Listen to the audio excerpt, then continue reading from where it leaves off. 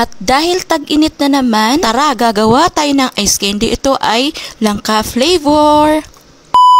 Maglagay lang tayo ng 2 litrong tubig. Pakuluan na muna natin itong ating tubig sa mahinang apoy. At ito gagamit tayo ng langka na kalahating kilo. Dinurog ko lang yung langka gamit ang meat grinder. At naglagay din ako ng 3/4 cup sugar. Haluin lang natin ito. Pag natunaw na yung sugar dun sa langka ay pwede na natin itong lutuin. Pwede na natin to ilagay sa ating pinapakulaan na tubig. Lutuin natin ang ating langka ng 2 to 3 minutes hanggang ito ay kumulo. Pag kumulo na ito ay tuloy-tuloy lang sa paghalo. Malalaman mo naman kung luto na yung langka once na naghihiwalay ito at medyo malambot na. Bali naghalo lang ako ng 1½ tablespoon na palabok na panpalapot sa ating ice candy. Pakuluan muna natin ito ng 1 beses saka natin ito hanguin. Pwede na natin to ilipat sa ating mixing bowl at lagyan ng iba pang ingredients tulad ng gatas. Sa 2 litrong tubig ang nagamit ko lang ay 1 latang kondensada at 1 latang evaporada. Patuloy lang sa paghahalo nito para mag-well combine lang yung mga ingredients. Kung panlasa nyo ay matabang pa, mag-add na lang kayo ng konting sugar. Maglagay rin kayo ng 1 teaspoon na salt para pambalansin ang lasa nito. Ilagay na rin natin ang 1 can na evaporada. Sa paggawa ng ice candy ay para ka na lang din nagagawa ng buko salad.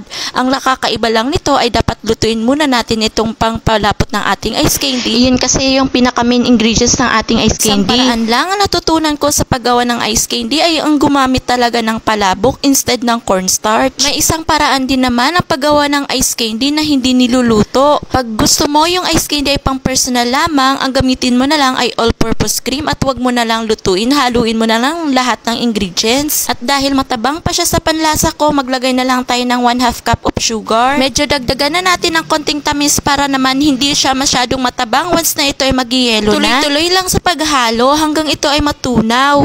Maglagay na rin tayo ng 2 teaspoon na vanilla para pampabango sa ating ice candy. At saka mikos-mikos na natin yan insan. Nga pala, dapat pala tayo maghalo ng ating mixture habang ito ay mainit pa. Ganito dapat yung consistency niya. Palamigin muna natin ito ng 1 oras bago natin ito balutin. After an hour, pwede na tayong magbalot. Ang ginamit ko palang plastic ay 1½ by 10 at yung pantakal ko ay 1/8 cup na size. Sa pagtitinda ng ice candy ay dapat magko-costing muna bago kayo magpresyo. Dapat talaga makakosting muna bago tayo magbigay ng presyo.